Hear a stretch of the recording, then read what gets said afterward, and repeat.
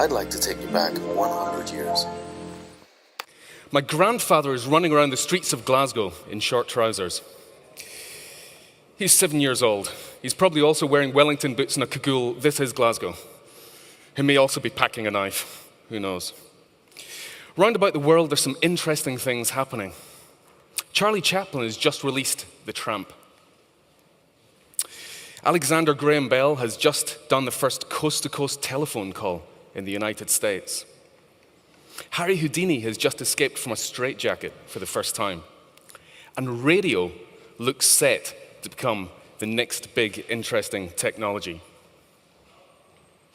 Right now, around the world, geeks are in their mother's basements, tinkering with crystal sets, scanning the frequencies to pick up some kind of filth, probably. But they've not got any luck, I'm afraid, because at this point in 1915, there aren't actually any radio shows. The first radio broadcast was done in 1910. It was a live performance of Carmen from the Metropolitan Opera House in New York. And by all reports, it was absolutely dreadful. Only a few people had the technology to be able to tune in, and those that did couldn't hear what was happening on stage. The microphones were so bad that you couldn't actually hear the singing. We started to see a bunch of regular radio shows coming around. One of the more interesting ones is a controversial one. The University of Wisconsin created a regular radio show in Morse code, which to me is a little bit like faxing someone a YouTube video. It just doesn't really make much sense. But we started to get other people who were using the human voice, and this was real, proper radio shows that started in 2016. Radio as a technology was starting to gather an audience. But that all came to a halt with World War I, or World War, as it was called back then, because you don't actually have to start putting numbers on it until you get to about 2. So World War I happened. Everything came to a halt. And one of the things you probably know about war is it's pretty bad for the people who are involved in it. But it's usually pretty good for technology. In this case, it was pretty good for radio. The military started working on transmitters and receivers. And they built transmitters that were small enough and powerful enough to go in planes, which was quite useful because just a few years before they'd invented planes, or else that whole thing would have been pretty useless. They started to use radio to communicate with people in the front line. They put broadcasts out to let the soldiers know what was happening on the other battlefronts. And they even created a radio station for the wounded soldiers who were convalescing. This was hospital radio before Jimmy Savile ruined it for everyone. And then when the war was finished, civilians got back in the radio game again.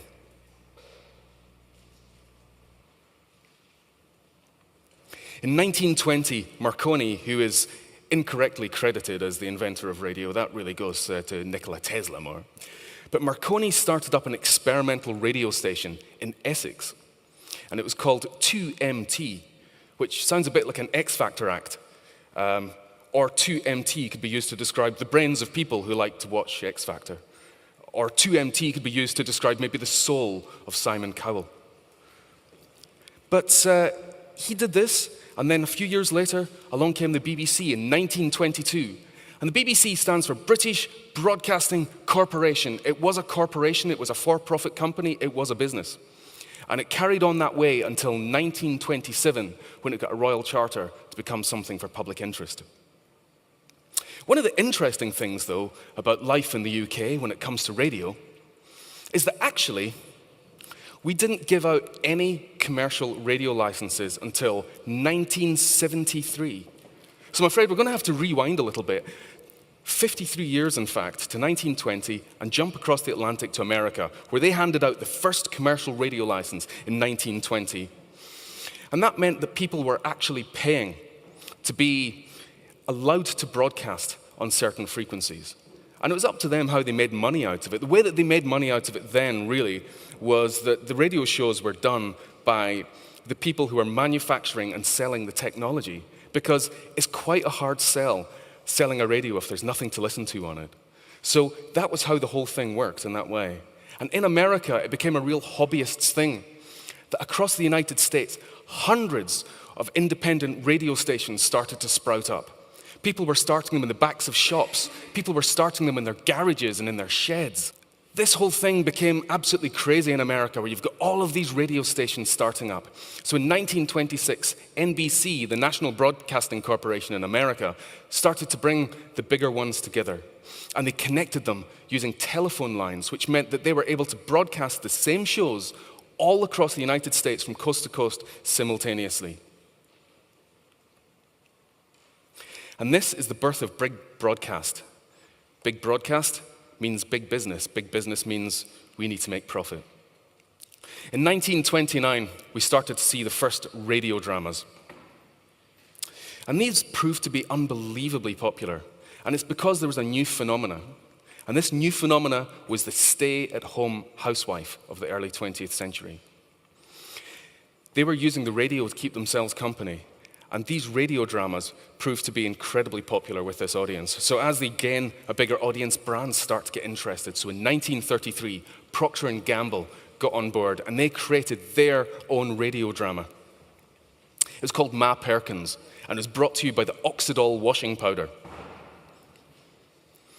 This proved to be unbelievably successful. This was letting them talk to the audience that advertising actually wasn't giving them access to at the time. And this ran from 1933 all the way through to 1960. So it really worked. It wasn't like the kind of marketing we get these days, where things last for a quarter or maybe for a year if you're lucky. And in this period, television came around. And my mother grew up just a few streets away from the inventor of television, John Logie Baird. And I remember going to his house as a child. He wasn't in. He hadn't been in for a good 30-odd years since he died anyway. And they turned his house into a museum. And I remember being absolutely gobsmacked at how this museum was so crap. Because television was such a big cultural thing in the Western world, but this was just a load of things on shelves behind glass cases, and it was really underwhelming. But as television came on the scene, it really followed what radio had done. So it used a lot of the same kind of formats as shows. It used news, sports, entertainment, drama. It's just that now you could actually see the person behind the microphone. That was really the only difference when television started. And it went for a very similar commercial model as well. So it had people sponsoring programs, and it had people creating programs as well. And a good example of this is the Colgate Comedy Hour. This was massively successful in the States. And it was one of these shows that actually became a springboard for a number of very big acts. So here, Dean Martin, Jerry Lewis, Abbott and Costello. These were acts that actually really started properly on this show. And as this show went on, they started to bring in other famous people. So Frank Sinatra would appear in the show, and Christopher Walken, although he wasn't a big act by then. He was actually about 5 years old when he was on the show, but he became big. We'll give him that. But this show here, in its first year, cost Colgate-Palmolive $3 million. This isn't 1950s money, $3 million. It's an unbelievable amount of money. And that money only escalated year on year. But it was successful for them. It worked. So a number of other brands started creating their own branded programs as well. But during the run of this show, things started to change. And things started to move more towards an advertising model. And one of the reasons for that is broadcast had really gone from being for niche, smaller audiences to being something that was now for the masses. Most people now had television technology, and there was only a handful of broadcasters. So anything you did in television was guaranteed quite a large audience. So now you're able to reach a vastly larger amount of people, but for a shorter period of time. And at this point, branded programming started to go out of fashion. But I'd really like to look at actually what it is that made the heyday of branded programming. What was it that actually defined this time? And there's 3 points, I think, particularly, that I'd like to pick out. One of them is that particularly at the beginning of radio, but also to an extent at the beginning of television, there was lots of broadcasters. Lots of broadcasters with relatively small audiences. And this is really in stark contrast to when we look at the age of advertising, when you've got only a handful of broadcasters with a massive number of people who are watching. So at this point, branded programming is working when you've got niche audiences and they're smaller. And these broadcasters are all trying to get people, more audiences, a bigger audience to be attracted to them. And they're also looking for programming to put out there. And one of the things as well, because it's a relatively new industry and it's not settled down into this advertising model, people were interested in different ways of being able to fund their programming and to fund their channel. So they were open to all sorts of new opportunities. And then when it comes to advertisers were struggling to reach certain audiences. And in particular here, it was the stay-at-home housewife who was this new phenomenon in the early 20th century. And I think we have kind of returned to these days, almost 100 years later. That now we have gone from having a handful of broadcasters to we have got hundreds of channels available in the UK. And all of those channels are trying to grow their audience, and they're now looking at models that are beyond just the traditional advertising model. And some advertisers are saying that there's people that they're really having difficulty reaching. So we've kind of got back to the same place. But one of the objections you'll often hear is people say, well, it's all very well saying that brands can get involved in programming, but there's legislation and there's regulations to stop them doing that. And actually, the regulations don't stop them doing that. The regulations are quite specific. And I don't think the regulations are actually that much of a problem. What the regulations stop brands doing is doing anything that's bloody and brash. It stops them shouting a sales message at an audience. And that's absolutely fine, because that's the very thing that would put off an audience in the first place. So that's going to stop people watching a program. There are ways of brands getting involved in programming. It's absolutely fine. So this is really a call for broadcasters and for brands to have some more conversations. And not for the first time. This is us doing it all over again. I think we need to be having these conversations again. But it raises a little bit of a question. And the question is, who is it that will create the programming? Of course, marketing terms, first people with their hands in the air are the ad agencies. And when I tweeted last week that I was going to be doing this talk, I got a tweet back from a planner from a big ad agency who had said that she had tried to present to a client the idea of doing some kind of branded programming. And the hurdle that they had hit was budget. Now, in my former incarnation, I was creative director of a few ad agencies.